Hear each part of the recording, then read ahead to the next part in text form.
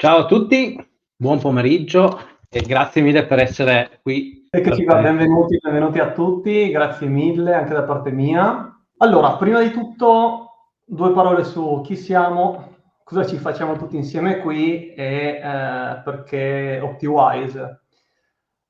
Chi siamo? Beh, io sono Giovanni, qui con me c'è Paolo.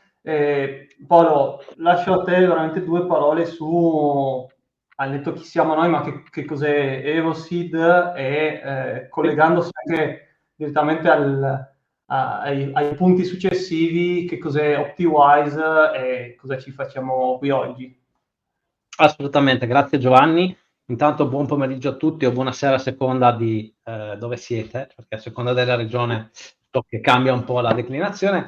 Ad ogni modo, chi siamo? Siamo degli appassionati di telecomunicazioni, ci sguazziamo da più o meno una ventina d'anni e tra le varie cose siamo appassionati di MikroTik, che abbiamo conosciuto ormai credo 16 anni fa, o forse anche più perché ogni anno dico 16 anni, quindi è un po' come l'età, no? Probabilmente.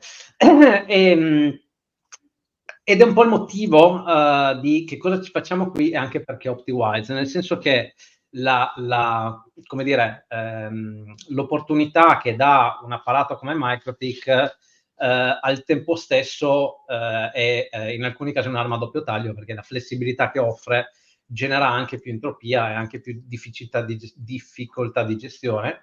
E quindi, essendoci noi per primi trovati negli anni scorsi a dover gestire magari quantità di apparati importanti, ma anche non necessariamente importanti, la standardizzazione, la gestione centralizzata e la possibilità di creare servizi a valore aggiunto sopra era un need, quindi una necessità che diciamo ci sarebbe stata utile, ci avrebbe fatto comodo, ma non avevamo trovato niente di particolarmente semplice e facile da applicare, e quindi alla fin fine, diciamo, con EvoSeed che diciamo, l'obiettivo di EvoSeed è quello di sviluppare servizi per il mondo ICT, quindi Information and Communication Technology, in modo da risolvere problemi reali per mezzo della tecnologia. Quindi OptiWise è stato una delle diciamo delle soluzioni, no? A che cosa? Perché OptiWise? OptiWise è una piattaforma centralizzata di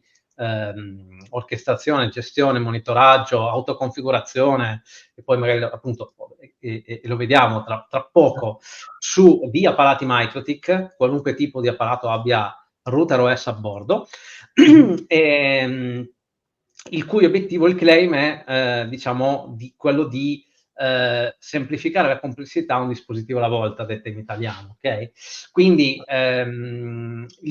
il corso di oggi serve proprio per andare a snocciolare quelli che sono i vari elementi e come andarli a configurare all'interno della piattaforma.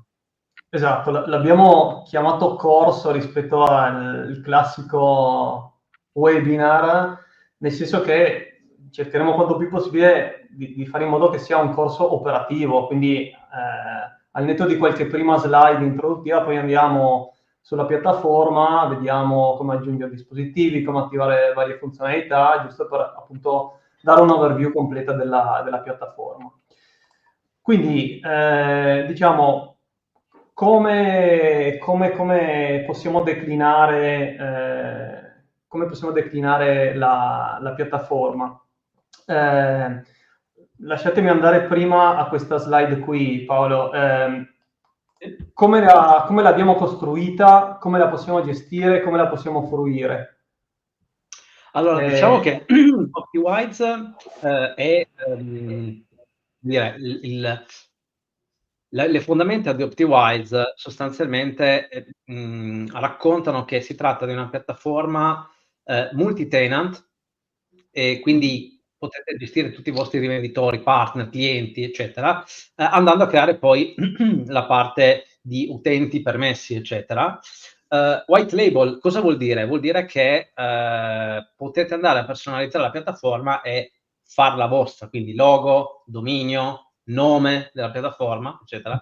E quella che è un po' la filosofia che ci guida nell'ultimo periodo, full API, cioè noi tutto ciò che vedete, tutto ciò che vedrete e che potete anche farlo tramite l'API, visto che qui abbiamo facce già conosciute, quindi potete, e magari qualcuno che domani inizierà ad utilizzarlo, quindi potrete.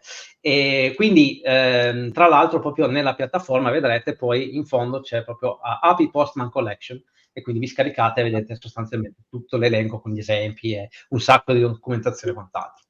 Assolutamente, il front-end che vedremo oggi non è nient'altro che appunto un front-end che va a richiamare le API che sono pubbliche, aperte anche a voi, e quindi se volete integrare le funzionalità della piattaforma in un vostro gestionale, o non vi piace il front-end che abbiamo costruito noi, lo potete assolutamente ricostruire andando a richiamare le API che abbiamo messo a disposizione. Come l'abbiamo, poi, come diciamo, permettiamo di accedere alla piattaforma? Abbiamo principalmente queste tre modalità, quindi cloud, on-premise o hybrid. Yes. Quindi in cloud diciamo che il principale pro è che gestiamo noi tutta l'infrastruttura, tutto l'ecosistema OptiWise, e voi semplicemente andate ad accedere alla piattaforma centralizzata. Potete comunque ovviamente andare a segmentare l'utilizzo della piattaforma in base ai vostri clienti, quindi non avete la gestione e non avete anche un eventuale costo dell'infrastruttura.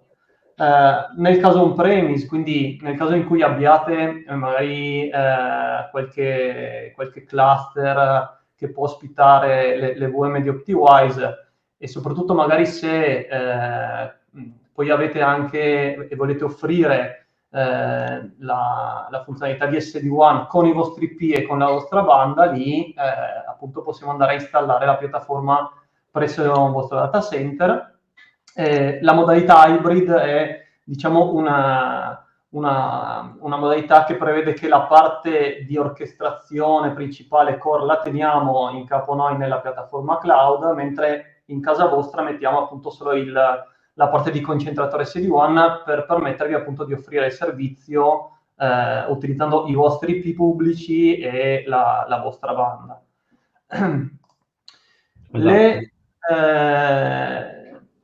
I principali ingranaggi, Paolo, della piattaforma.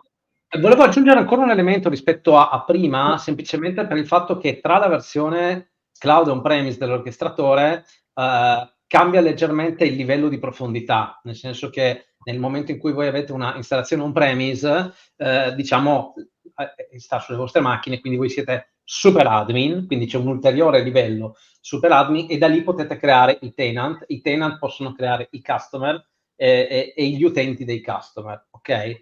Nella piattaforma cloud attivate un tenant, semplicemente questo come notizia, diciamo, ulteriore di approfondimento. I moduli, i tre ingranaggi principali, quali sono? Allora, si parte dalla parte core, come forse si può intuire, che è la macchina, cioè il nodo che si preoccupa di gestire la comunicazione con i device, la parte, diciamo, di automation e di backup, e tutta la parte che poi vedrete che non è inclusa nel monitoring, nel monitoraggio. C'è una parte, un nodo di monitoraggio dedicata alla parte monitoring dei vari, diciamo, dei vari item all'interno della router board, e poi c'è il nodo concentratore SD-WAN, che è quello che di fatto raccoglie le connettività, gestisce la parte di routing intelligente, sonde intelligenti e gestione del traffico, e fa da anche gateway verso internet, quindi è quello che, tra virgolette, l'unico che consuma banda, in qualche modo. Per cui questo è diciamo, i tre pillar che compongono, da un punto di vista infrastrutturale, OptiWise. E nella versione on-premise, quindi questi tre pillar corrispondono alle tre virtual machine che ci servono nella vostra infrastruttura per installare la versione completa, appunto. Yes. Quello di cui accennava prima Paolo, quindi il fatto che sia multi-tenant, e quindi che permetta di andare a lavorare su più livelli è rappresentato in questo schema. Quindi abbiamo un'istanza OptiWise multi-tenancy dove c'è un super admin che, appunto, come diceva Paolo, nella versione on cloud resta in capo a noi. Possiamo creare diversi tenant e per ogni tenant possiamo avere diversi customer che gestiscono i vari apparati. Quindi nella versione on cloud voi siete gli admin del vostro tenant, della vostra istanza tenant. All'interno della vostra istanza potete creare diversi customer e assegnargli anche degli utenti che potranno andare a gestire quell'ambiente customer con i vari dispositivi, e voi resterete amministratori di quest'area che potrà appunto ovviamente gestire tutti i customer con tutti i relativi dispositivi. Nella versione on-premise a quel punto voi avrete invece l'accesso come super admin, quindi sarete ovviamente gli amministratori dell'intera infrastruttura e potrete dare ai vostri rivenditori a quel punto il potere di essere admin di un singolo tenant. Ok, chiudiamo questa breve introduzione sulle infrastrutture, andiamo diretti sulla parte di demo. Cosa vedremo? Vedremo l'onboarding nelle 3 modalità, vedremo, anzi, vi accenniamo subito alla prima modalità che non vedremo nella demo, cioè la modalità di import massivo. Paolo, lascio a te. Allora, come diceva giustamente Giovi, ci sono 3 modalità proprio per venire incontro alle varie casistiche, alle varie situazioni su cui ci si potrebbe andare diciamo, a incontrare. La prima, appunto, l'onboarding massivo, in cui sostanzialmente io mi trovo ad avere magari n centinaia o migliaia di dispositivi già installati presso i clienti, e quindi già lì la prima domanda è: ok, però se io ce li ho già dai clienti, non è che mi cambia le configurazioni. No, la filosofia, la base nostra è quella di usi la piattaforma perché ti trovi meglio rispetto ad aprire Winbox e fare modifiche. Quindi l'onboarding in generale come concetto si adatta alla configurazione attuale in modo da non toccare praticamente niente e fa solamente il pairing di API su un IP.VPN con l'orchestratore, ok? Tolto questo dubbio che magari potrebbe emergere, la modalità massiva sostanzialmente cos'è che fa? Vi permette di eseguire un'applicazione, un container, per essere poi specifici, nella vostra infrastruttura dove probabilmente avrete gli indirizzi IP in white label, scusatemi, in whitelist sui vari router, e andate sostanzialmente, il sistema automaticamente cosa fa? Prende in carico un CSV, un Excel, comunque una lista di dispositivi con il nome, eventualmente l'indirizzo IP, la password e la porta SSH, e lui cosa fa? Si collega su tutti quanti i dispositivi in modalità multithread, quindi in parallelo, e va a creare un nuovo dispositivo via API sulla piattaforma OptiWise e fa il pairing automatico, e la capacità è quella di essere molto veloce perché viaggia più o meno a 2000 dispositivi ogni mezz'ora, su per giù. Quindi, insomma, ci vuole poca pazienza in realtà per avere tutto quanto up and running. Il sistema automaticamente, se io non gli metto il nome, posso scegliere di dirgli no, pescamelo dall'identity, e quindi magari gli carico su l'elenco dei indirizzi IP con tutto quanto, e lui si legge l'identity e quello lo imposterà come nome. E questo è il primo. Il secondo è con, diciamo, quella, chiamiamola manuale, quindi poi la vediamo nel dettaglio, che è quella che vedremo in realtà. Quindi clicco su aggiungi device, gli do il nome, gli associo il gruppo se voglio associare il gruppo, clicco finish, mi mostra una stringa che copio e incollo nel terminale del dispositivo e lui automaticamente fa il pairing e quindi si collega direttamente. Oppure con il provvisionatore, mi sa che vediamo anche questo, come funziona, ovvero tramite un device che è sempre MikroTik riesco a fare il discovery dell'apparato vergine o no, e mi collego via McTelnet e faccio automaticamente il pairing.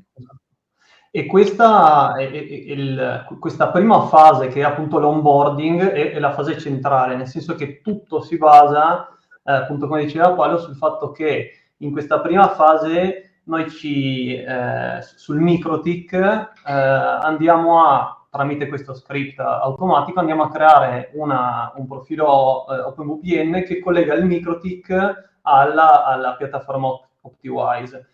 Tutto quello che poi potremo fare sulla piattaforma avverrà proprio grazie alla comunicazione fra OptiWise e il MikroTik attraverso questo tunnel VPN.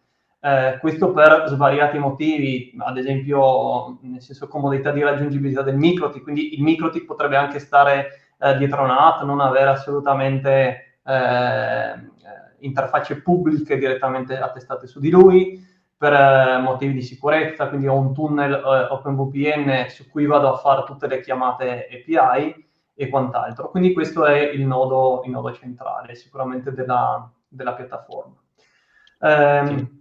Vediamo poi, ovviamente adesso andiamo subito a vedere poi anche appunto il menu device e device group. Parleremo un attimino e vedremo la modalità di templating, che in pratica è la modalità che ci permette di andare o in fase iniziale o in realtà in qualsiasi fase della vita del MikroTik sulla piattaforma OptiWise, di andare a aggiornare la configurazione dell'apparato in maniera molto semplice. Andiamo a dare un occhio al monitoraggio e al backup e poi sulla parte di marketplace ci fermeremo un attimo di più sul vedere l'SD-WAN in atto e poi procederemo. A questo punto io, visto che l'avevamo promesso anche nelle varie mail di queste settimane, vi mostro prima rapidamente il nostro ambiente di sviluppo. Cosa abbiamo fatto? In pratica noi per poter come dire, sviluppare, testare in maniera quanto più poi veritiera rispetto a quello che ci troveremo anche in produzione, abbiamo deciso di utilizzare un sistema di, diciamo, virtualizzazione / emulazione che è GNS3, che mi permette di andare a creare un ambiente simulato di quello che poi andrò a mettere magari in produzione. Quindi qua in questa schermata qua vedete che noi nel rettangolo viola abbiamo ricreato l'ecosistema OptiWise con la VM Core, la VM Monitoring, vari concentratori SD-WAN. Nella parte verde abbiamo simulato un ISP, quindi abbiamo dei server che mi fanno da PPPoE server, quindi come per andare a simulare appunto una rete ISP con l'offerta in PPPoE.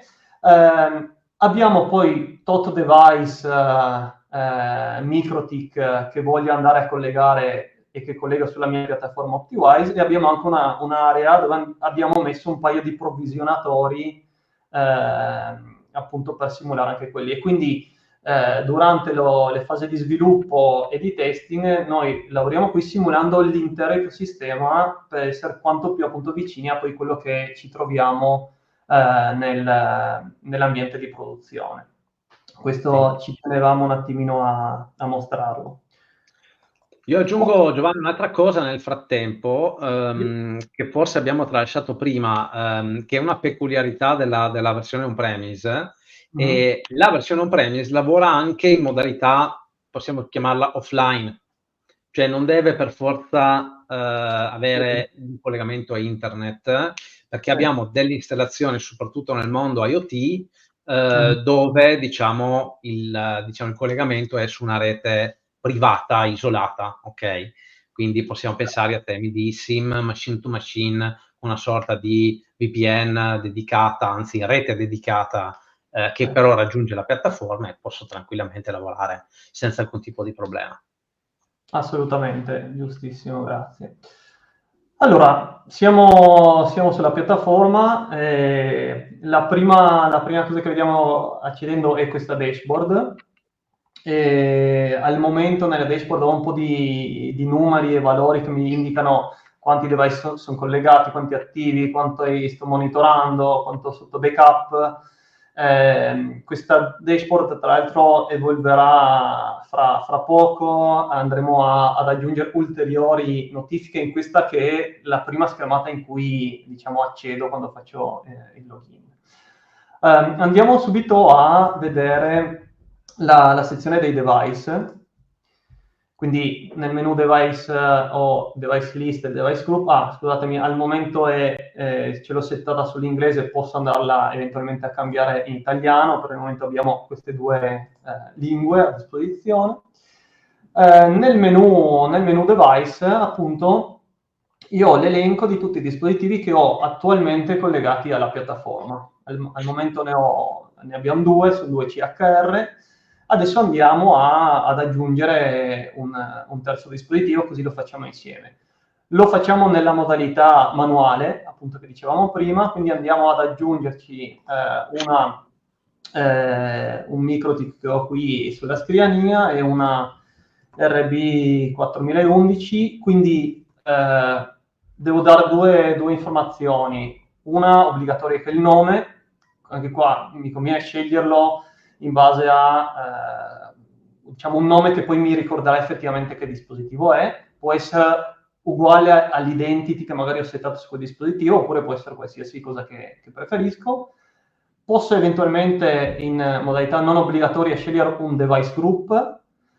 Il device group sono una sorta di etichetta che io vado ad appiccicare sul MikroTik, ne posso mettere una o più, e che poi mi tornerà utile eventualmente poi nel filtraggio dei dispositivi. Quindi potrei, ne so, mettere la mia etichetta device group apparati core, oppure apparati di test, e a quel punto poi quando devo andare a ricercare un determinato gruppo di device filtro appunto per questa etichetta. Gli mettiamo l'etichetta corso. A questo punto gli diamo il finish. Il sistema appunto ci restituisce questa stringa che io andrò ora a incollare sul dispositivo. Cosa fa questa stringa? Beh, fa in pratica un controllo di verifica se sull'apparato sono presenti DNS, se no ne aggiunge due, perché poi la seconda parte del comando è un tool fetch verso il server Optiwise, da dove si scaricherà il file di provisioning e poi andrà a effettivamente importarlo per andare a collegare la router board. Quindi ora lo copio, vado sul mio dispositivo, qui ho aperto il mio terminale e incollo il comando. Sì, scusatemi, nella versione nuova di Winbox, se si preme l'invio della tastierina numerica non prende il comando, quindi bisogna dare l'invio principale. Ok, adesso vi ingrandisco questa parte. Ho dato l'ok al comando. Ci sono tre fasi che corrispondono ai tre spezzoni del comando, quindi il settaggio eventuale del DNS, il download tramite toolfetch e poi l'import di quello script. Ok? Principalmente cosa vedremo di nuovo non appena il processo è finito? Vedremo che nelle nostre interfacce è apparsa una nuova interfaccia di tipo OpenVPN che si chiama Orchestrator e che è quella che appunto collegherà l'apparato alla piattaforma. Ora, se mi risposto sulla piattaforma, eccolo qua, vediamo che c'è il nostro nuovo apparato con come device status le due spunte verdi. Più o meno su ogni punto della piattaforma ci sono questi tooltip di spiegazione, quindi passo sopra l'elemento e mi dà un po' di spiegazioni su cosa corrisponde quello su cui sto passando sopra. In questo caso la doppia spunta verde mi indica che questo processo di onboarding, di collegamento è andato a buon fine e che l'apparato effettivamente è collegato e lo posso raggiungere. A questo punto questa è ho concluso questa prima sezione, questa prima fase di collegamento. L'alternativa, così ve la mostro subito, è usare, come dicevamo prima, il provvisionatore, che non è nient'altro che appunto un altro dispositivo MikroTik che io collego nel mio laboratorio. Eccolo qua, qui ho un RB750 di là in laboratorio. Cosa fa questo provvisionatore? Non fa nient'altro che da ponte fra l'Optiwise e un MikroTik ancora magari vergine non configurato che ho appena tolto dall'armadio e che devo andare a configurare per un nuovo cliente. Ok? Quindi posso andare a o magari Giovanni un rientro da cliente.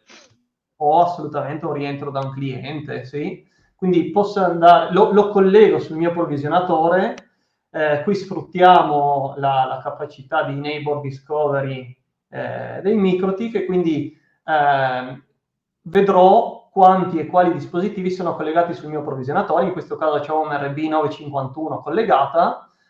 Potrei voler selezionare questa per andare a configurarla, andrò ad andare avanti con le stage del provisioning. Come abbiamo visto prima, ci metterei il nome, le eventuali device group. Se fosse un rientro e quindi se magari ci fossero già delle credenziali settate, oppure se l'apparato è uno apparato nuovo che ha appunto la password già impostata, le scrivo qui in modo che il provvisionatore possa sapere quali sono le credenziali per collegarsi all'apparato. Faccio next. In questo caso posso scegliere se o semplicemente fare l'onboarding, quindi semplicemente configurare l'OpenVPN, o addirittura se scegliere un template che ho creato precedentemente.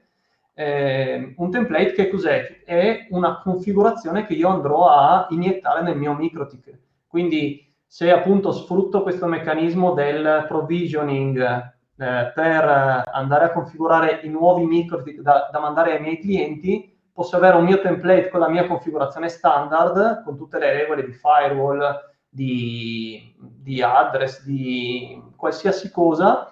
Mi creo il mio template e poi lo vado ad associare con il device che sto appena configurando. I template sono dinamici, quindi all'interno posso mettere delle variabili che mi verranno chieste di valorizzare proprio in questa fase qui. Ok? Quindi questo è il meccanismo che poi vediamo ancora meglio dopo. Sì, Giovanni, se posso qui per fare un esempio velocissimo, quello che posso fare è magari ho una mia configurazione standard, la mia installazione tipo prevede per esempio, che ne so, una FTTX in PPPoE, quindi a quel punto avrò il mio template in cui metterò o il nome utente password, perché magari attivo sempre solo, che ne so, ho il kit team e quindi ho la VLAN 835, quindi la metto in automatico nel template, o magari scelgo ho più tipi di attivazioni diverse, voglio creare un template solo per tutte e due, dinamicizzo, quindi richiede VLAN, nome utente e password. Quindi VLAN 100 se sono su rete FAST e VLAN 835 se sono su rete T e così via. Quindi, oppure posso creare n template diversi dicendo ok, questo è il contratto arcobaleno, questo è il contratto viola, questo è il contratto blu e a seconda del contratto dovrò mettere semplicemente quelle pochissime informazioni, però lui in automatico mi completa la configurazione direttamente. Una nota riguardo al provvisionatore è che ci sono internet service provider che lo stanno utilizzando con la SIM dentro, quindi provvisionatore con SIM, addirittura con doppia SIM per avere la massima copertura, uno per ogni installatore, perché ne potete creare quanti ne volete. Come si creano? Esattamente come abbiamo visto l'aggiunta dei device, quindi nuovo, avanti, copia e incolla la stringa, ok? Molto semplice. E a quel punto cosa succede? L'installatore va in sede cliente, prende quello vergine, lo attacca, lo collega già in maniera definitiva, ci attacca su una porta di servizio, una porta Ethernet libera, il provvigionatore, apre il portatile, si collega sulla piattaforma OptiWise, va nel provisioning, fa il provisioning del device e sceglie qual è il contratto, mette le informazioni, clicca fine. Finito. Oppure ho un provvisionatore, scusatemi, ho un installatore che magari è più orientato cioè magari un elettricista evoluto, ma non conosce bene tutta la dinamica del routing, del networking, non sa cos'è Winbox, eccetera. A quel punto cosa posso fare? Vado, collego, uguale come prima, chiamo in sede e dico ok, ho attaccato, ditemi quando posso andare via. Ok? E in automatico ci si può collegare da back office e fare automaticamente la configurazione, collaudo e quant'altro. Esattamente, giusta integrazione. E tra l'altro vi indico anche che sulla parte information, sulla parte alta delle pagine c'è questa sezione information dove c'è un po' di aiuto alla piattaforma. In questo caso abbiamo anche il link al video tutorial, quindi non mi è ancora chiarissimo come configurare il provvisionatore. C'è un video tutorial dove spieghiamo passo passo come andarlo a configurare e attivare. Allora, torno un attimo velocemente sull'elenco dei device. Ok, adesso abbiamo questi tre device.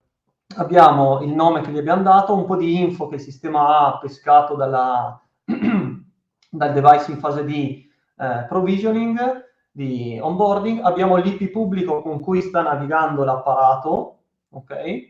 I device group associati, lo stato e poi tutte le varie icone di funzionalità.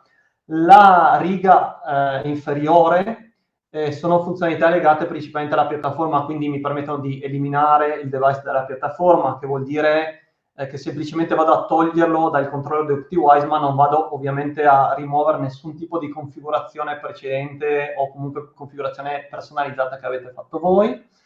Ho l'icona di update che mi permette di richiedere in tempo reale un ricontrollo delle informazioni e dell'IP pubblico dell'apparato. Ho la possibilità di cambiare la password di admin del MikroTik, quindi il sistema nel momento in cui gli chiedo di cambiare la password, il sistema me ne crea una randomica, me la stampa video, non se la salva, quindi dovete salvarvela, e a quel punto avete la nuova password direttamente impostata.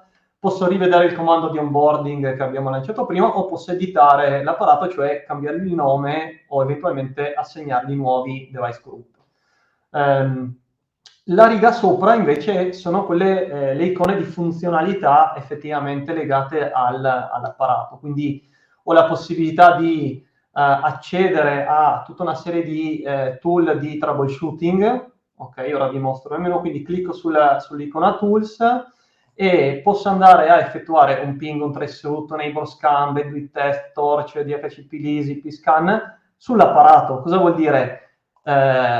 Scelgo il ping, voglio fare un ping dall'apparato verso l'8888, configuro, gli do start. In questo momento, nel momento in cui ho dato start, è partita una richiesta API da OptiWise verso il MikroTik che ha chiesto al MikroTik di effettuare un ping verso l'888 e nel frattempo ha aperto un canale per ricevere le risposte e stamparmele qui a video. Quindi questa tabella qua con i risultati sono effettivamente i risultati del ping effettuati dal MikroTik verso questo host.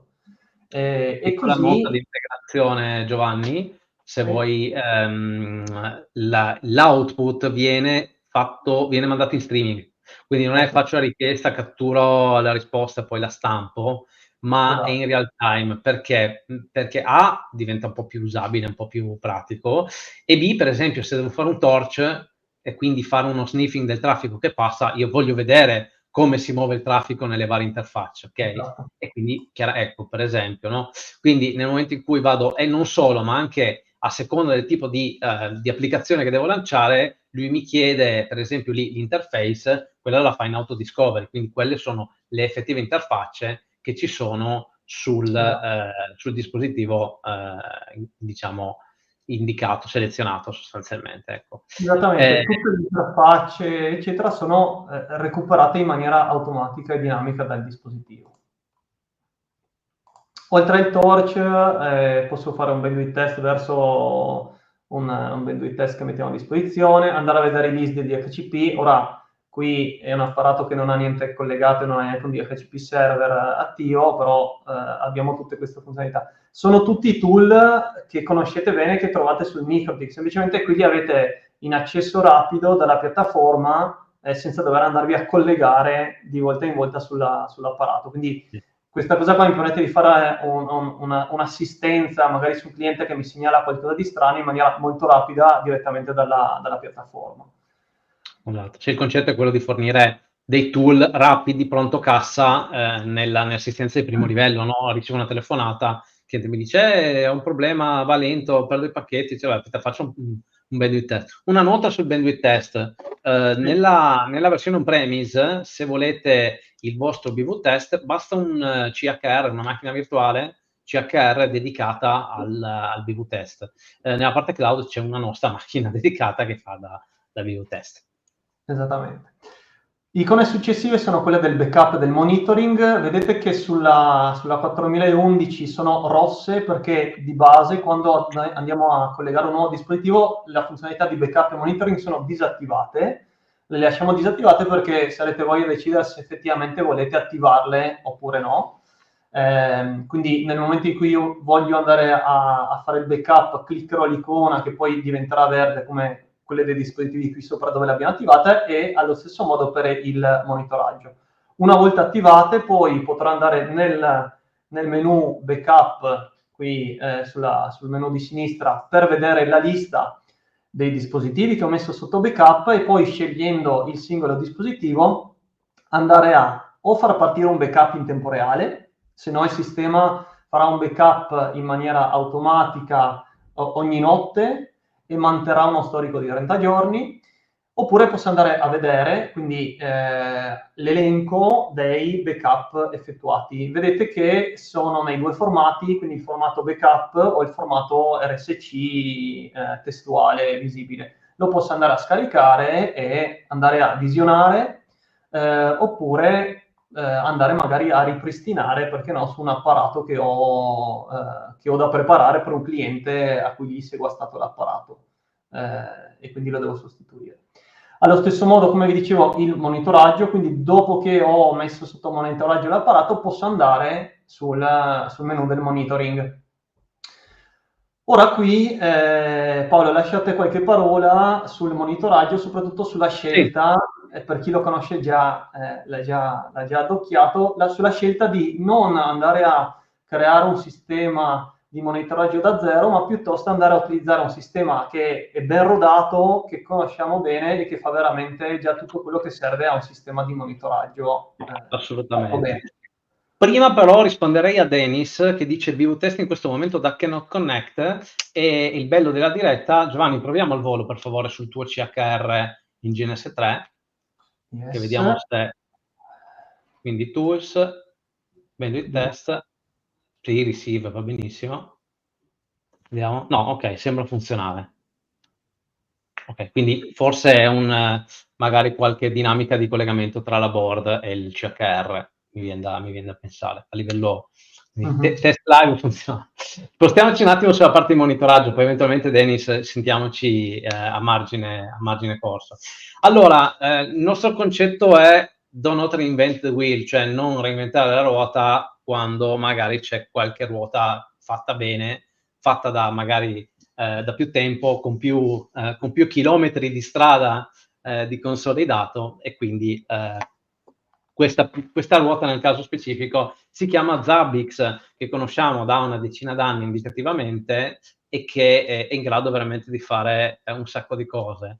E quindi cosa che abbiamo fatto? Abbiamo detto facciamo una cosa, rendiamolo però semplice. Quindi Zabbix viene utilizzato da tanti, forse da moltissimi anche di voi, e sostanzialmente qual è il tema? Potreste usare il vostro Zabbix? Assolutamente sì. Qual è il passaggio per aggiungere un apparato in Zabbix? Allora, host group, aggiungo l'apparato, gli applico il template, eccetera, eccetera, eccetera. Il nostro obiettivo qual è? Quello di dire faccio un embedding di Zabbix e in un click, in un singolo click, attivo tutto quanto, ok? Quindi il sistema automaticamente cos'è che adesso sta facendo? Sta verificando la parte di community SNMP sulla board, sta creando il device su Zabbix, sta creando il template se per caso questo tenant non ha ancora il template creato, sta associando tutto insieme e così via. Adesso inizierà a fare data collect, infatti adesso è status unknown, a breve comincerà a fare data collect SNMP di tutti gli item del dispositivo indicato, utilizzando che cosa? L'OpenVPN appunto di management. Quindi là dentro ci passa chiamate API, ci passano richieste SNMP e qualcos'altro che vedremo tra un pochino. Da un punto di vista di monitoring, io cosa posso andare a vedere? Magari vediamo sulla CHR che abbiamo già onboardato, dove ci sono già un po' di dati. Quando ci clicco sopra, quello che posso vedere è o latest data, cioè gli ultimi dati raccolti per avere delle informazioni puntuali in forma tabellare, per quanto riguarda le singole informazioni riscontrate, quindi processore, disco, spazio, memoria, interfacce fisiche o interfacce virtuali, quindi L2TP, OpenVPN, i vari utenti che si collegano, i tunnel WireGuard, eccetera, e dove ho informazioni ulteriori anche tutta la parte di, per esempio, voltaggio, quindi la parte di alimentazione e così via. Quindi tutto ciò che è disponibile, che ha un senso, numero seriale, eccetera, che lui è in grado di pescare. Per ognuno di questi viene creato un grafico, perché c'è un polling, questi dati vengono recuperati, ok? E posso andare a vedere o il grafico specifico, e quindi me lo visualizzo, lo analizzo, faccio quello che mi serve, oppure in realtà, se torno nella dashboard, c'è proprio un menu che si chiama Graphs, quindi clicco su, nel frattempo, come vedete, ha iniziato a fare tracing dei dati della 4011. Se clicco su Graph, vedo, diciamo, un completo, in questo momento, di un range di un'ora, come vedete, from now meno un'ora, ma posso poi scegliere. La retention è 365 giorni, oggi, con una summarizzazione settimanale e poi mensile. Cosa vuol dire? Vuol dire che posso vedere secondo per secondo, in realtà il polling non è secondo per secondo, mi pare ogni 30 secondi, non vorrei dire una bugia, e poi però via via, come passa il tempo, vado a creare delle medie, perché sennò il database sarebbe un gigante, difficile anche da interrogare, quindi lento da poter poi gestire. Cosa posso fare? Ecco, quello che abbiamo fatto, e poi magari passiamo avanti, abbiamo aperto la piattaforma Zabbix, che prima non lo era, dando la possibilità di configurarsi. Che cosa? Nella parte configuration potete clonare i template, quindi andiamo su templates, esatto, e cosa posso fare? Posso andarmi a clonare il template, creare il mio template, andarlo a modificare, aggiungere gli item, aggiungere i trigger. Quindi che cosa sono i trigger? I trigger sono quelli che scatenano delle azioni, tipicamente di allerta. Posso definire la severity e posso andare a, diciamo, selezionare su che valori lui mi deve scattare a livello di triggering. Qui sono, diciamo, quelli standard, quindi se il device è stato riavviato, se serve un update del firmware, se il spazio disco sta per finire, se è troppa memoria, se magari si è bloccata qualche ventola e sta andando in temperatura, eccetera, o non lo raggiungo, va in ICMP, o latency, o packet loss, o unavailable, e così via. La parte di notifiche la troviamo dove? Nella parte profile. Quindi nel menu, diciamo, principale di OptiWise, se vado su profile, oltre a settare il multifactor authentication, eccetera, ho la possibilità di dire: guarda, io come utente Pinco Pallino voglio ricevere le mail sui trigger e Telegram, oppure solo mail, oppure solo Telegram, oppure niente, come in questo caso. Okay? Quindi questo è un po', diciamo, la gestione poi del monitoraggio. Da un punto di vista di monitoraggio, effettivamente, poi ci si può sbizzarrire, ci sono esempi di nostri partner che hanno fatto anche il caffè praticamente con Zabbix, e diciamo è una piattaforma, anche questa, diciamo, è un elemento della piattaforma molto potente. Assolutamente.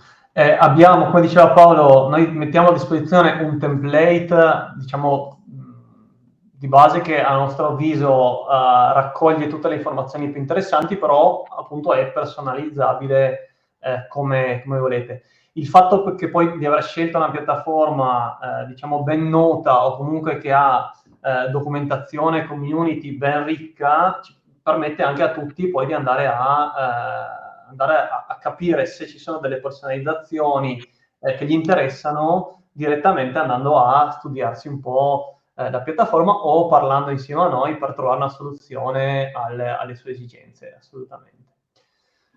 Ok, rapidissimamente, perché siamo un filo tardi rispetto al programma, parliamo dei template. Per concludere il discorso che abbiamo fatto prima, cosa sono i template? Sono degli spezzoni di codice MikroTik, ne apro uno a caso. Quindi sono righe di comando MikroTik. Sapete, MikroTik ci permette di andare a modificarli o tramite il suo Winbox, o tramite l'SSH, o tramite, appunto, cioè in SSH posso andare a scrivergli righe di codice. Quindi i template sono righe di codice con eventualmente delle variabili, quindi tutto quello che metto dentro, minore, maggiore, maggiore, è una variabile che dovrò andare poi a, diciamo, scegliere in fase di applicazione del template, che vanno ad effettuare delle chiamate ai comandi tramite comando di router OS. Ne trovate già svariati qui a disposizione, che sono i community template, che sono quelli che abbiamo creato noi e mettiamo a disposizione. vi lasciamo assolutamente la possibilità di aggiungere un vostro template per appunto creare delle configurazioni che poi potete andare ad associare ad un dispositivo o a più dispositivi, perché io posso andare a scegliere magari ho una determinata sezione dei miei dispositivi che devo andare a aggiornare secondo un template che ho creato, vado a filtrarli tramite l'advanced filtering, magari per device status no, però magari per modello gli dico tutti i CHR, ok, li voglio aggiornare, quindi mi filtro CHR, li seleziono e a quel punto faccio update device using template. Sceglierò il template, quello che devo lanciare, e a quel punto in maniera parallela il sistema andrà a collegarsi sugli apparati ed andrà a lanciare questo template. Okay? Facciamo un set identity al volo, Giovanni, che dici? Facciamo un set identity al volo, sì, li Ma selezioniamo. sull'RB magari che hai caricato. Facciamolo sull'RB, ok, selezioniamo l'RB, identity, abbiamo il set identity che contiene una variabile che è il nome, quindi io qua la chiamo RB 4011 corso, configure Metti device. ok. Era il stesso nome già messo, quindi è giusto Ok. per vedere che cambia, ma va bene. No, beh, ma nell'identity del device forse era anche vuoto Può ancora. essere, hai ragione, sì, sì, sì, sì. Nel momento in cui lancio un template, avete visto, il sistema mi riporta in questo list of notification che è recuperabile se no cliccando la campanellina, e qui vedo tutto quello che è successo sui miei dispositivi, tra cui i settaggi di template. Vedete, in questo caso l'ultima riga è hai lanciato il template System Identity sulla 4011 in progress. Se faccio una refresh della pagina, ok, adesso siamo in stato ok. Quindi l'OptiWise si è collegato via API attraverso il tunnel al MikroTik, ha lanciato quel codice e quindi sul MikroTik adesso è stato settato l'identity. E Potete se fosse creare... Tommaso e non ci credo, come faccio a vedere se l'ha fatto? Posso vedere perché o mi collego all'apparato in qualsiasi forma io voglia, oppure posso collegarmi direttamente dalla piattaforma o tramite Winbox o tramite console. Ok? Cosa vuol dire?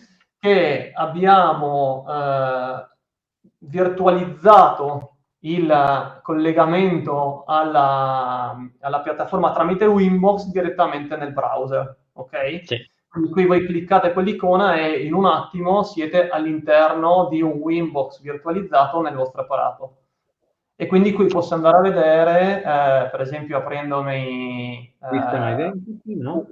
un terminale, ok, che l'identity fatto è RB4011-corso. Sì. Aggiungo una cosa su questa funzionalità che abbiamo implementato e che per ora nessuno ci ha ancora copiato perché non è facile da implementare.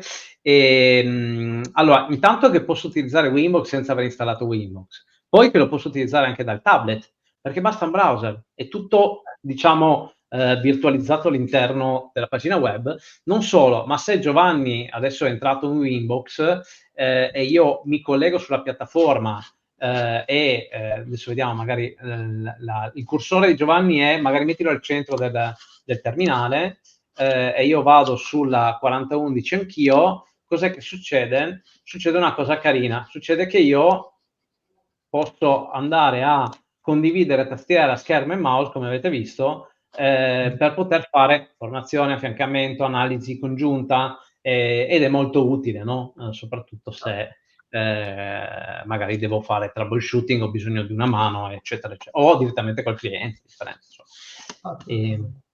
Allo stesso modo, se no, se sono più purista, non mi piace Winbox, ok, posso entrare in console direttamente, ok? Quindi vado in console e sono all'interno della console. Mi sono collegato al CHR e non al nostro 41. Cambia. Sono qua. La comodità, appunto, è un clic e sono dentro, ok? Non devo ricordarmi il password, non devo andare a pescare, ma qual è l'IP pubblico, qual è AVPN, l'ho attivato. No, vado qua, un clic e sono dentro. Anche su apparati che stanno dietro a NAT. Assolutamente, anche su apparati che stanno di Telnet, proprio perché sfruttiamo la famosa OpenVPN che collega MikroTik e OptiWire. Allora, prima di passare all'ultimo menu più interessante, ancora una nota sul menu usage. Allora, nel menu usage, se poi avete due sottomenu, le statistiche e le licenze. Allora, statistiche cosa vuol dire? Per ogni cliente che andate a creare avete quanti device, SD-WAN, Shield, IP aggiuntivi, quanti servizi per ogni cliente sono attivi in questo momento. Io qui sul mio customer OC2 ho semplicemente 3 device e basta. Questo è comodo perché se dovete ribaltare i prezzi verso il vostro cliente, avete le statistiche, potete scaricarle in CSV, potete metterle sul vostro CRM e monitorarle.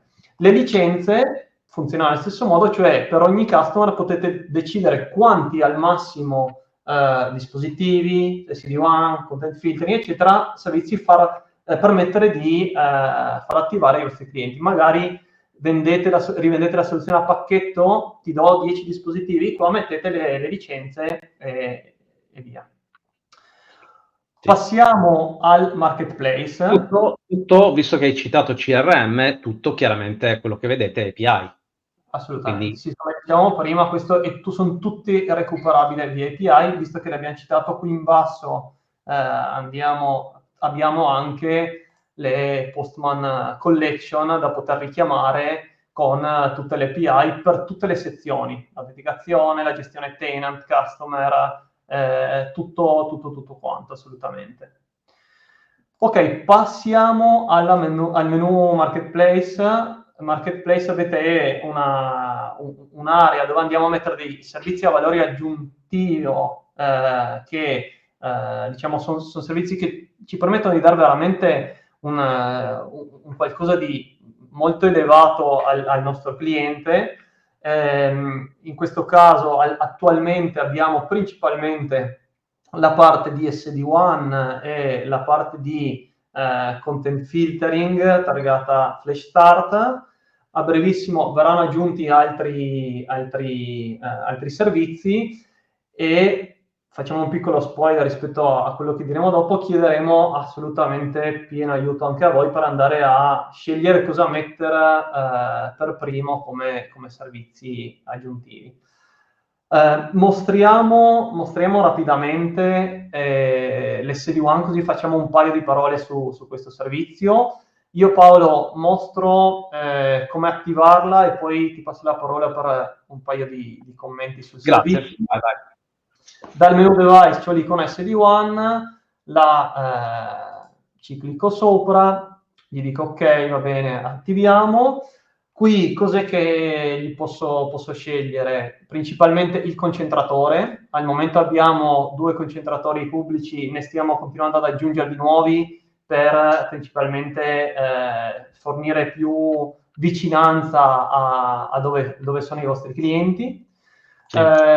Questo magari Giovanni facciamo magari un uncover, sì. Nel senso che sul tema della prossimità dei concentratori adesso vedete Cloudfire che è a Milano in Data4 e poi c'è Sirius nel data center di Firenze e a breve appariranno anche Fiber Telecom Milano e Fiber Telecom Palermo e più avanti Fiber Telecom Roma. Ok, grazie.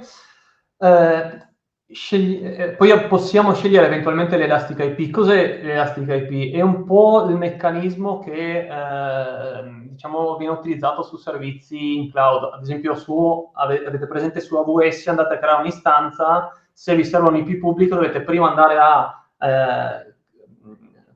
diciamo prenotare un IP pubblico e dopo lo andate a collegare a quell'istanza.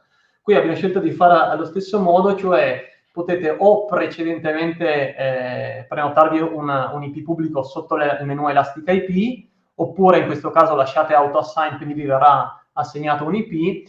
Questo è comodo perché poi nel momento in cui avete prenotato un IP potete andare a decidere su quale contratto SD-WAN collegarlo, magari ad un certo punto andate a dismettere l'SD-WAN ma volete mantenere l'IP per riattivarlo in un secondo momento e via dicendo. Andiamo poi in maniera anche qua dinamica, il sistema va a collegarsi all'apparato e ci tira Giovanni, fuori. Sì? secondo me potrebbe essere utile spostarsi un secondo sull'Elastic IP giusto per mostrare il processo, perché secondo me è molto carino, perché è un po', diciamo, scelgo quella che è la region su cui lo voglio attivare, Cloudflare, e poi scelgo anche l'IP che mi piace di più, per assurdo. Oppure richiede una barra 30 o una barra 29. Quindi scegliene uno che tanto lo attiviamo, tanto adesso attiviamo per test. Poi, 23 quindi, finale. L'ho attivato, adesso mi dice, guarda, questa Elastic IP al momento non è in uso, quindi è libero. Se torno sul mio dispositivo per attivare l'SD-WAN, adesso posso o autoassegnarlo oppure nel menu tendina è apparso il famoso mio IP23. Scegliamo questo. Dovrò andare a flaggare quelle che saranno le interfacce da mettere eventualmente nella mia LAN interface list. Vedete che alcune sono già preselezionate perché appunto il sistema va a collegarsi all'apparato, va a controllare quali sono le interfacce presenti nella LAN interface list e me le autoflagga. Se voglio toglierle o selezionarne alcune che non avevo precedentemente aggiunte, lo posso fare. E a quel punto passo alla parte più interessante, cioè la scelta dei miei gateway che dovrò, cioè, che potrò collegare su questo sistema. Allora, qui Paolo, prima di aggiungere i gateway, ti chiedo brevemente di spiegarci cos'è però effettivamente l'SD-WAN per noi, perché sennò poi magari manca cos'è qualche... l'SD-WAN per noi oggi? Aggiungerei anche. Sì, oggi. E non dico altro. Allora, il nostro concetto attuale di SD-WAN è quello appunto software defined, quindi un qualche cosa che si orchestra e che gestisce in maniera intelligente le rotte.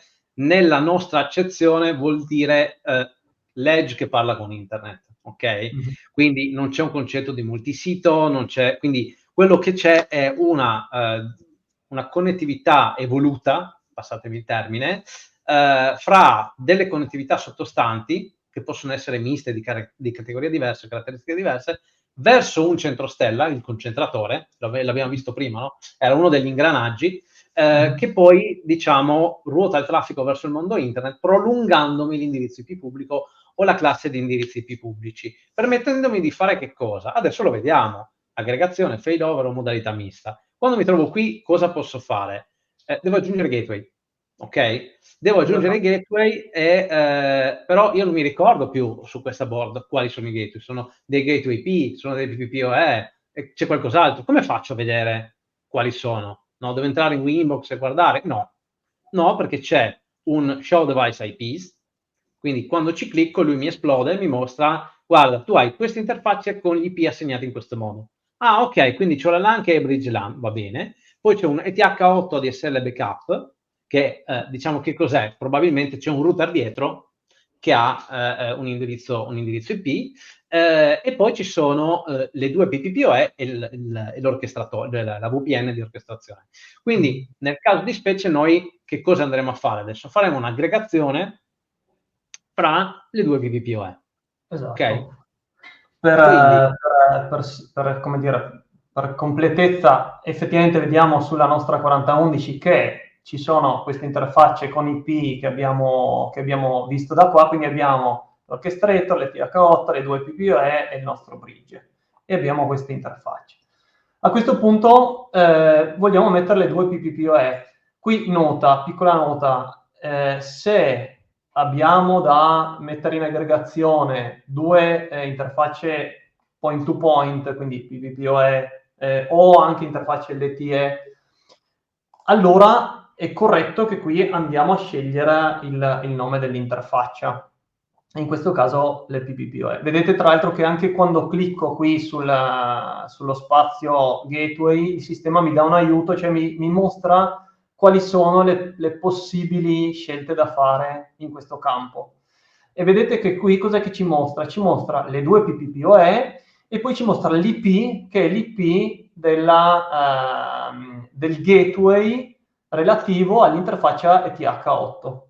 sì. Okay? Come fa a sapere qual è il gateway? Perché la trova nella tabella di routing. non la trovasse nella tabella di routing, devo saperlo io, perché lui povero non lo sa, non sa qual è l'IP del gateway, no? E quindi lo posso mettere, lo possiamo mettere, però lo devo scrivere a manina. Esattamente. In questo caso, esattamente, lui lo sa perché lo va a recuperare dal MikroTik stesso. Okay? In questo caso abbiamo una default route verso quel gateway e quindi lui sa che quello è uno dei gateway utilizzabili. Ok, ma in questo caso vogliamo mettere in aggregazione le due PPPoE, scegliamo la prima, la local preference, anche qua abbiamo la spiegazione, il pop-up di spiegazione. La local preference come funziona? Due gateway con local preference uguale determina l'aggregazione di quei due gateway. Gateway con posizioni diverse determina che quello più alto lavorerà come primario e quello più basso lavorerà in failover.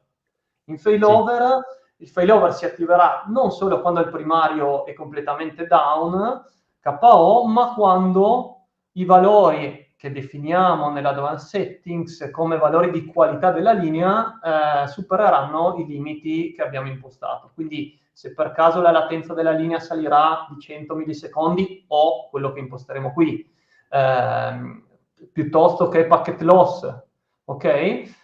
Superati questi valori, il gateway verrà definito come non buono e verrà tolto dal pool dei gateway attivi sul contratto SD1.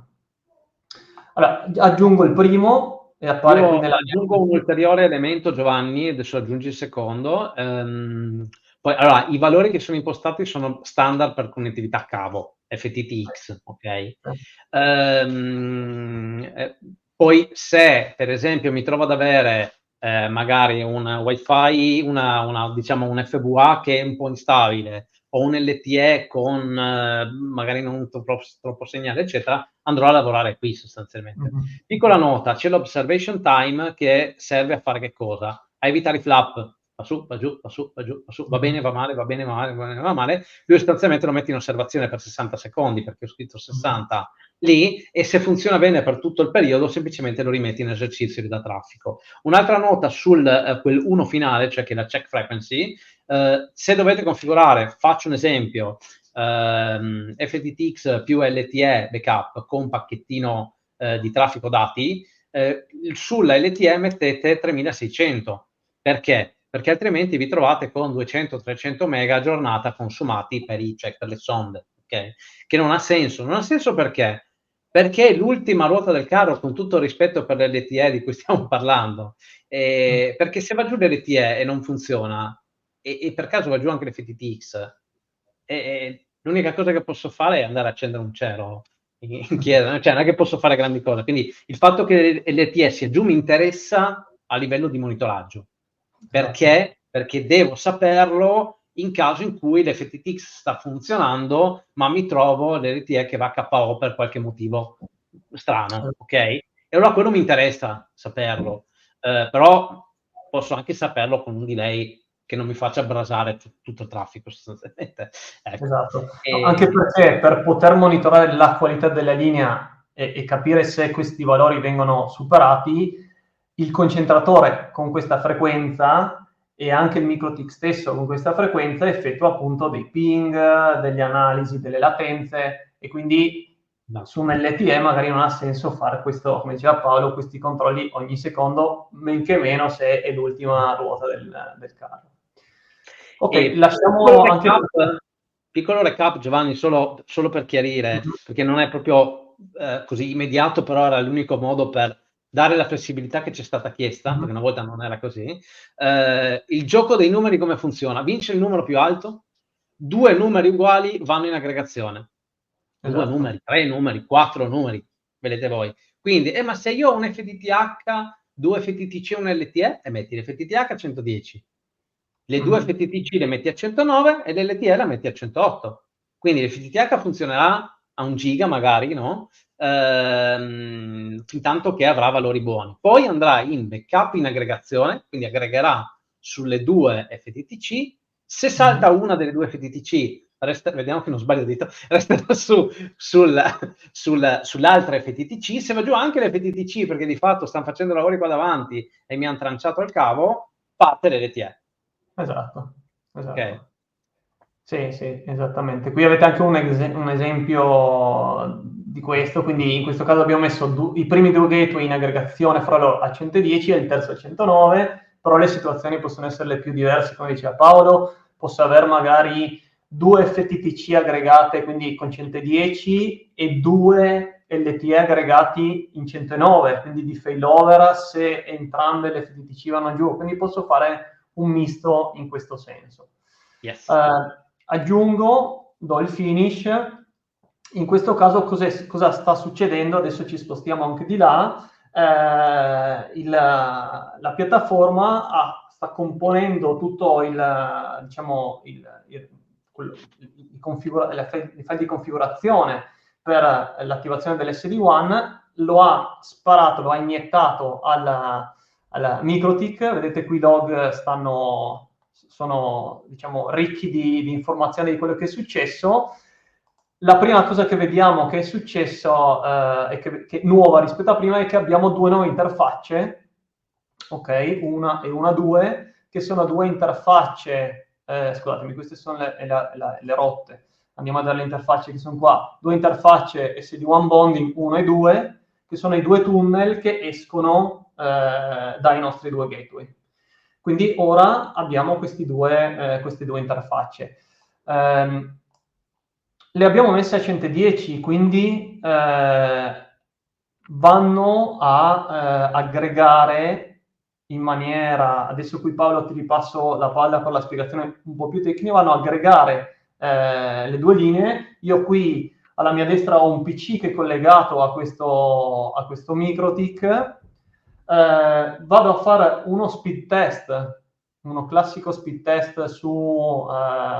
per esempio su speedtest.net. Vedete che ho traffico, ok, sia sul bonding 1 che sul bonding 2, che corrisponde al traffico sulla mia PPPoE 1 e PPPoE 2. Ok? Vedete che i valori sono differenti, quindi adesso sto facendo più upload su una linea, un po' più upload sull'altra. Qua le spiegazioni sono due. La prima spiegazione è che per questo test, su questo MikroTik, ho messo delle code, ok? Ecco, Delle perché code che ero così tagliano... tranquillo, no, perché io avevo detto a Giovanni di non fare il bandwidth test perché la stessa connettività, il laboratorio che usa la stessa connettività che è dietro un'altra SD-WAN che utilizziamo per fare questa diretta, no? Quindi ho detto, se saturiamo la banda, no, potremmo avere abbiamo qualche messo, problema. Dai. abbiamo messo delle code che No. tagliano una PPPoE a 10 mega e 5 mega e l'altra a 15-10. E quindi avete Perfetto. visto che effettivamente il mio speed test adesso mi ha dato più o meno 24 in download e 13 in upload, che quindi è effettivamente la somma di questi due. Ti vedo così preciso perché tu a lato hai un computer collegato dietro con speedtest.net, vero? Esattamente, qua sulla destra ho un altro PC collegato a sta 4011 e da lì ho lanciato lo speed test. Ok. Allora, ci sono due domande che secondo me è utile rispondere. Una di Massimiliano che chiede cosa influenza la selezione iniziale delle LAN e come le sceglie. Lui in realtà va a vedere che cosa tu hai già impostato nella interface list LAN. Esatto. Ok? E se per caso ne aggiungi delle altre dal checkbox, te le troverai assegnate qui. Questo è semplicemente quello, da un punto di vista, diciamo, di anche poi semplicità di configurazione. Ok? Mm-hmm. Quindi tipicamente lì metterò il bridge LAN, se ho un solo bridge LAN o le eventuali LAN che voglio mettere sostanzialmente, che fanno parte della parte LAN. Invece Nicola chiede una domanda: noi non utilizziamo la porta standard per usare Winbox, si può modificare la porta in CloudTIC, che era il vecchio nome, quindi vuol dire che Nicola ci segue da un po'. Sì, e come? Per utilizzare Winbox virtualizzato? Allora, la risposta è sì, non occorre che tu faccia nulla, nel senso che nel momento in cui tu vai per la prima volta a cliccare sul Winbox, su OptiWise o sulla console, OptiWise si collega al MikroTik e controlla sotto l'IP service, ok? IP service, controlla se per caso qua ci sono delle porte fuori standard ed eventualmente se ci sono anche già dei tuoi IP in whitelist. Se ci sono o porte fuori standard o altri IP, innanzitutto cosa fa? Aggiunge anche il nostro IP, che è questo 10.250.0.254, lascia la tua porta fuori standard, semplicemente poi si aggiungerà una regola di firewall che gli permetterà di andare a collegarsi in Winbox tramite la piattaforma OptiWise anche con la porta fuori standard. Quindi funziona senza che Ma tu debba... solo ed esclusivamente dall'IP della piattaforma OptiWise, quindi c'è un port forwarding Esatto. che binda all'8291 solo dall'IP, diciamo, privato della VPN, della point-to-point di OptiWise verso se stesso alla fine. Assolutamente, esattamente. Ok, Paolo, volevi aggiungere però veramente 2 parole perché siamo super tardi Sì. sull'SD-WAN, Sì. aggregazione, pacchetto, connessioni, Sì, eccetera. sì. Allora, la parte di failover è abbastanza, tra virgolette, semplice, se non per il fatto che il concetto principale è che avendo un quality control riusciamo a fare un failover in convergenza pari a indicativamente 500 millisecondi. Questo è importante perché è un valore che permette di garantire una quality of experience, come dicono quelli bravi, tale per cui lui mi va in failover quando comincio a saturare, sono in patch day o c'ho altri tipi di necessità e problematiche, anche mentre sono in chiamata VoIP o qualsiasi altro servizio real time che ha una certa sensibilità, praticamente senza accorgermene, forse sentirò un piccolo buchino dell'audio, ok? Perché sentirò solo un piccolo buchino dell'audio? Perché intanto l'indirizzo IP pubblico viene direttamente attestato sulla router board, quindi se adesso andiamo a vedere la parte di esatto, address list, qui vedremo che cosa? Che c'è un SD-WAN loopback, scusate, che gli assegna direttamente l'indirizzo IP, ok? E da un punto di vista invece di aggregazione, il concetto è lo stesso, c'è sempre lo stesso quality control, la configurazione lato router board è identica, non vedrete cambiare nulla, perché comanda il centro stella che ha la parte di sonde e di, diciamo, decisione di routing, sono appunto, come diceva prima Giovanni, tunnel WireGuard dove viene attestata una punto e su quella viene fatto girare il BGP su ogni tunnel proprio per riuscire a gestire il prolungamento dell'indirizzo IP pubblico o della classe di indirizzi IP. L'aggregazione è fatta utilizzando ECMP Layer 4. Cosa vuol dire? Vuol dire che lui bilancerà le sessioni e questo mi permetterà con una piccola nota, bilancerà le sessioni mantenendo la coerenza delle stesse. Che vuol dire? Vuol dire che se io sto facendo una chiamata telefonica, il flusso VoIP, quindi l'audio RTP, passerà sul tunnel che il concentratore ha scelto, sempre e comunque. Quindi ho una coerenza anche di jitter, banalmente, che su sistemi ad aggregazione di pacchetto non ho. E quindi molte volte quando faccio aggregazione di pacchetto, il VoIP devo tirarlo fuori e fare una rotta statica, magari una rotta dedicata, con poi il problema però che è proprio quello che magari mi serve, che mi garantisca la business continuity, no? E invece l'aggregazione di sessione mi permette anche di avere connettività diverse, quindi una Wi-Fi, un FWA a 90 megabit e una diciamo FTTX che fa 50, no problem. Il risultato sarà la somma di 90 più 50 meno un piccolo overhead, 5% tipicamente, anche meno in realtà, ok?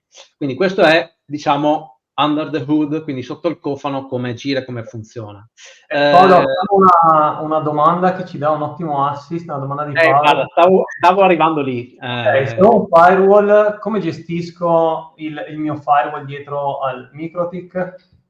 Allora, come funziona? Anche lì la filosofia alla base è la semplicità. Quindi quando noi andiamo a fare un deploy di un SD-WAN, automaticamente lato CPE, quindi lato router casa cliente, viene automaticamente configurata una PPPoE server. Quindi c'è una PPPoE server che rimane in ascolto della SD-WAN loopback, che di fatto è un bridge senza porte. Io a quel punto cosa faccio? Una cosa molto semplice, perché non vogliamo sprecare IP. Okay, l'IP ormai costano troppo, costano un sacco, e finché non passiamo tutto a IPv6, e ci arriveremo anche noi a breve, diventa, diciamo, utile essere parsimoniosi. Ovvero, cosa faccio? Metto l'interfaccia fisica dentro al bridge SD-WAN loopback. Sul firewall imposto una PPPoE client su quella interfaccia fisica con un utente SD-WAN e password SD-WAN, e magicamente l'indirizzo IP pubblico dell'SD-WAN mi viene attestato sulla PPPoE, quella barra 32 direttamente, ok? È un sistema automatico che verifica se l'IP lo deve mettere lui sulla loopback, se lo deve togliere perché viene annunciato dalla PPPoE, eccetera, eccetera, eccetera. Tutta una serie di cose che magari spiegheremo più nel dettaglio quando faremo magari una verticale sulla parte SD-WAN. Però la semplicità è questa, quindi lo posso fare senza problemi, e senza anche creare IP, giri o cose del genere, perché mi prolungo direttamente l'IP. Esatto. Ultima nota, come avete visto prima, possiamo scegliere se richiedere un unico IP, possiamo scegliere se richiedere eventualmente una classe, oppure possiamo anche scegliere di aggiungere un ulteriore IP. Esatto, Quindi, che è una nuova funzionalità, tra l'altro. esatto, posso andare nel mio SD-WAN e eventualmente andare a dire aggiungimi un altro IP su questa SD-WAN, perché magari mi serve un secondo IP per gestire, da dedicare a un qualcosa. Quindi questo è. Altra nota, nel menu SD-WAN, se clicco sul nome, ho il dettaglio dello stato dei miei gateway, ok?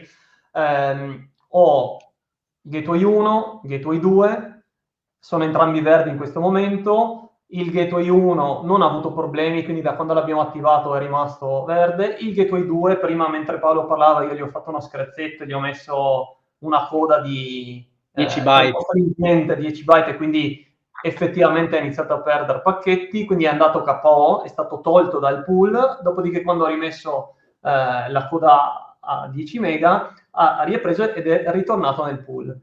Nel momento in cui poi metto sotto monitoraggio l'apparato, sfruttiamo anche Zabbix per ricevere dei grafici sull'uso, sull'impegno della linea. Ora ovviamente non ci sono dati perché poco li stiamo usando e soprattutto l'abbiamo attivata da troppo poco, però abbiamo anche direttamente da qui, senza dover andare diciamo nel monitoraggio, a vedere i grafici delle singole interfacce bonding dell'SD-WAN.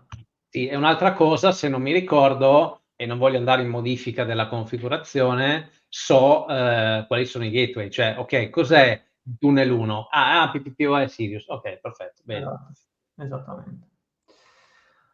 Ok, io direi andiamo oltre perché abbiamo benché sforato, faremo sicuramente dei deep dive verticali solo sull'SD-WAN, solo sul monitoraggio, anzi colgo fin da subito la palla al balzo per dirvi segnalateci cosa vi interessa di più vedere, che verticalità andare a toccare con mano, perché un'ora passa subito, anzi è già passata.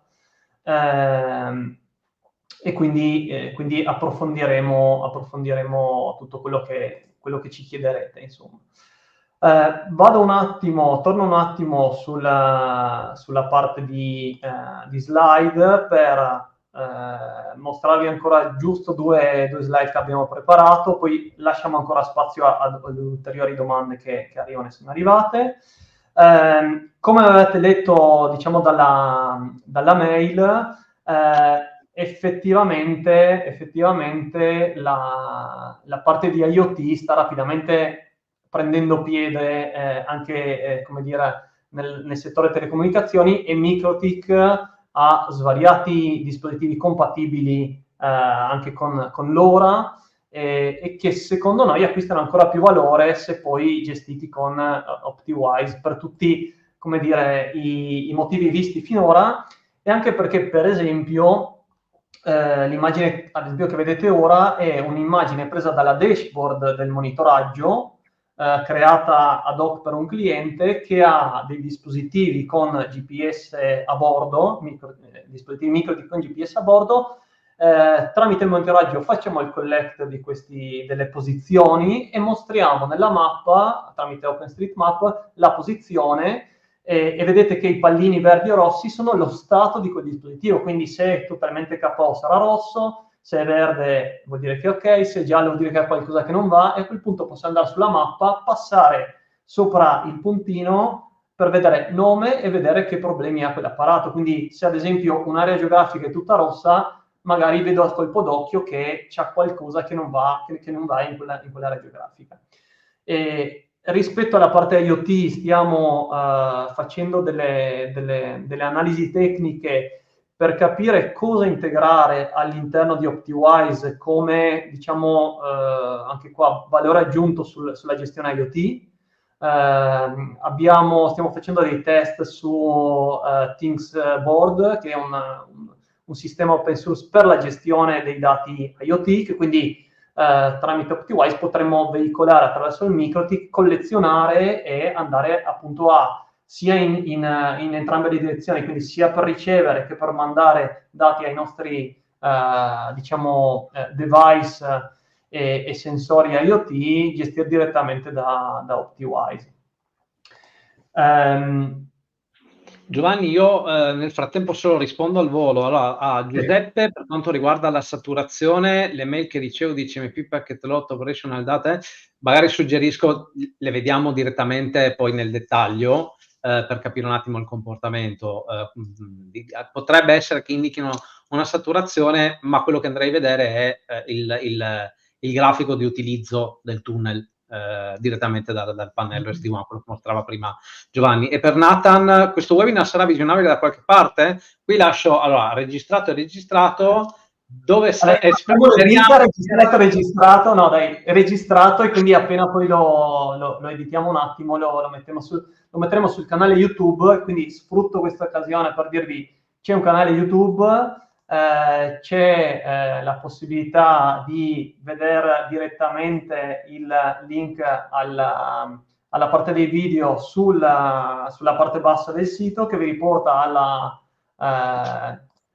parte del canale YouTube con una serie di video su appunto deep dive su determinate funzionalità e presentazioni che abbiamo fatto. Ecco, così ho colto anche questa palla al balzo.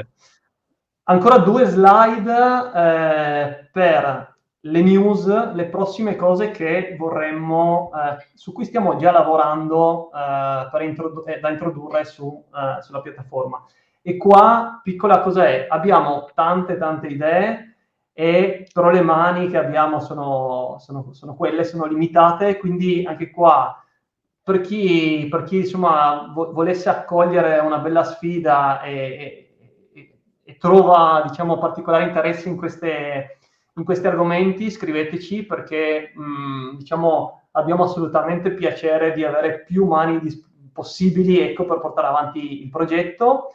Alcune delle news, delle cose su cui stiamo lavorando, sono svariati sistemi di sicurezza informatica da mettere sempre nel marketplace, quindi un servizio a valore aggiunto come può essere un sistema di PSDS da attivare in un click sul mio MikroTik, un sistema di login centralizzato con anomaly detection che magari mi manda degli alert se nei log vede che ci sono tentativi di accesso piuttosto che altro, una versione dell'SD-WAN Hub and Spoke, un'evoluzione dei controlli SD-WAN tramite intelligenza artificiale per congestion detection. Passo a dopo. Vai Paolo, vai, ho visto. Dicevo, volevo aggiungere velocemente 2 cose. Allora, IPSDS attivo, nel senso che una volta detected, il sistema automaticamente inserirà delle rules nel firewall direttamente sulla board. Quindi tramite un CM andrà direttamente a parlare con OptiWise. La parte di Hub and Spoke prevede chiaramente un po' la via più tradizionale per come magari viene concepita l'SD-WAN, e la parte di AI Congestion Detection, ci tenevo solamente a dire questo, che è un controllo passivo. Cosa voglio dire? È facile dire, ok, quanta banda ha questa... Allora, partiamo da un presupposto velocissimo. Quality of service funziona nel momento in cui io setto la massima banda disponibile. Ma qual è la massima banda disponibile in una connettività shared? Shared vuol dire che ha un backbone di raccolta condiviso. Non lo so, la risposta è non lo so, ok? La maggior parte delle volte magari sì, ma altre volte no. Quindi, come faccio a sapere quanta banda riesco ad erogare su quel gateway? Faccio un bandwidth test, grazie, saturando la banda e creando poi un disservizio. No, l'obiettivo, lo sfida qual è? Avere il lato centrostella nel concentratore Serie 1 dei meccanismi di detection di alcuni parametri come banda utilizzata, round trip time, jitter and packet loss per identificare e poi agire quando c'è una congestione, prima che arrivi una congestione. Mettiamola così. Scusa Giovanni, ma... No, ci sta assolutamente. E altra cosa che aggiungo è, a brevissimo, nella parte marketplace, vedrete comparire delle nuove icone relative alle cose di cui abbiamo parlato. Le metteremo in una modalità, fra virgolette, preview, nel senso che ci serve assolutamente il vostro aiuto per capire quali sono i sistemi legati a queste funzionalità che più vi interessano e che vorreste vedere prima sulla piattaforma. Quindi metteremo, chiederemo il vostro aiuto direttamente dalla piattaforma per andare a magari con qualche modalità di sondaggio, indicarci quali sono le funzionalità che più vi interessano e che vorreste vedere prima sulla piattaforma, proprio per costruire insieme la roadmap di sviluppo in base alle necessità che avete voi, che poi utilizzate quotidianamente la piattaforma. Altra cosa che metteremo a breve, che ci è stato, qui ringraziamo alcuni utenti che ce l'hanno segnalato, è metteremo la possibilità di aprire ticket e richieste di implementazione e sviluppi direttamente da qui, quindi avrete un'iconcina per indicarci che c'è qualcosa che non va, piuttosto che nuove richieste che volete vedere sulla piattaforma. Noi siamo aperti a tutto, indicateci quello che vorreste vedere qui e noi poi lo mettiamo in backlog, lo valutiamo per bene, vediamo come incastrarlo nella roadmap di sviluppo. Come vi dicevo prima, la dashboard sulla parte IoT e dei sistemi diciamo che con l'aiuto dell'intelligenza artificiale che ci aiutino nel debug e nelle configurazioni. Cosa voglio dire? Un aiutante intelligente con cui possiamo dialogare per costruirci la configurazione migliore rispetto a quello che dobbiamo fare, quindi che ci aiuti a scrivere quelle famose righe di codice RouterOS che comporrà poi il nostro template, e un aiutante con cui dialogare per fare il debug. Quindi mi chiama un cliente e mi dice c'è qualcosa che non va sulla rete, io vado su Optiwise, chiedo a questo aiutante di farmi un report dello stato di quell'apparato, e quindi il sistema andrà a collegarsi all'apparato, farà una serie di test verifiche e mi ritornerà un report che poi mi potrà aiutare a capire dove sta il problema e anche come a risolverlo. Io colgo la palla al balzo, grazie Paolo, e siamo a 5 a questa settimana. Quindi soluzioni in HA, in questo momento sta scalando le classifiche, quindi il cluster di MikroTik in casa cliente, e quindi mi sa che inevitabilmente arriverà. Nel senso che semplicemente rafforzo una frase, un tema che ha toccato prima Giovanni. Ora, le implementazioni noi non le facciamo per noi le facciamo per voi, quindi chi meglio di chi usa la piattaforma per scegliere qual è la roadmap e qual è la priorità di sviluppo? Ecco, questo è il concetto alla base, che è un po' come è nato Optiwise. Optiwise è nato proprio così, da un sondaggio. Hai anche tu questo problema? Quali sono le 3 funzionalità che secondo te non possono mancare? Questo è stato l'inizio dell'avventura nel maggio 2022. Si chiamava CloudTik, come diceva giustamente Nicola prima. Quindi assolutamente sì, la soluzione in HA è già in un task nel nostro gestionale. Stiamo raccogliendo feedback sicuramente di interesse, e quindi probabilmente sarà una delle prossime cose che metteremo in lavoro e di cui vi terremo assolutamente aggiornati.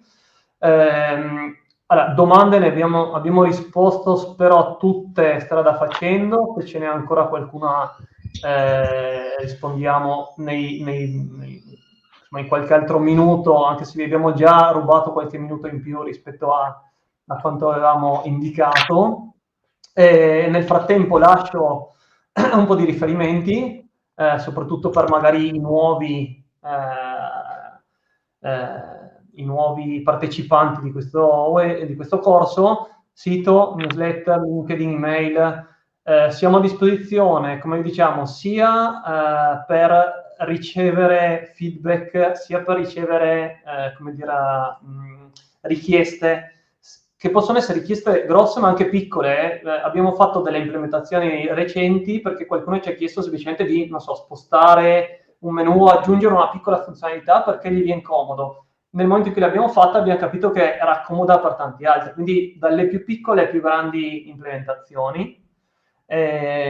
Scriveteci anche cosa vorreste vedere nei prossimi webinar video, quindi mezz'ora, un'ora solo per l'SD1, mezz'ora, un'ora solo per il monitoraggio, in modo che ci tariamo anche su quello. Come dicevamo prima, sì, che Paolo, non vogliamo fare le cose, diciamo, tanto per farle, ma perché c'è un interesse da parte poi di chi usa il sistema. Quindi, innanzitutto, vi guardiamo voi, ecco. Due ultime cose, nel mentre se ci sono ulteriori domande. Mi è piaciuto questo domande in corsa, molto, molto più figo che non domande alla fine.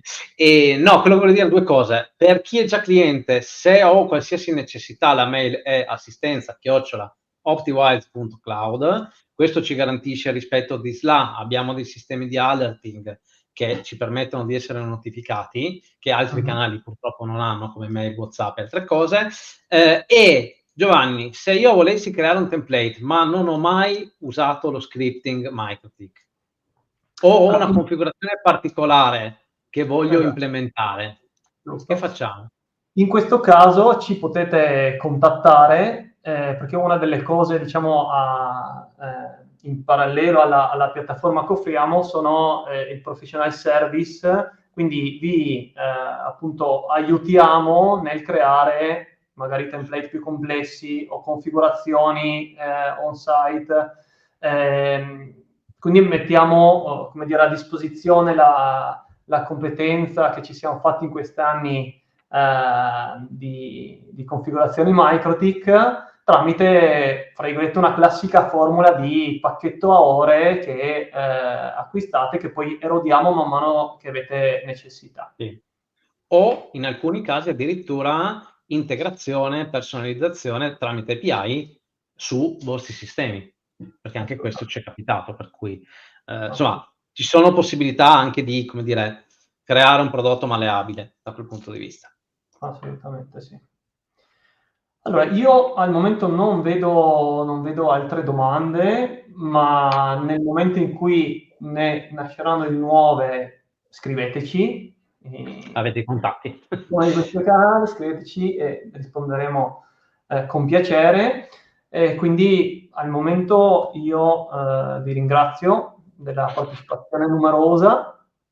Grazie mille. Ci sentiamo presto. Riceverete a breve una mail giusto diciamo, di confronto, qualche feedback sul corso di oggi e insomma per avere subito qualche informazione rispetto sia al contenuto e rispetto anche a quello che vorreste vedere nelle prossime cose.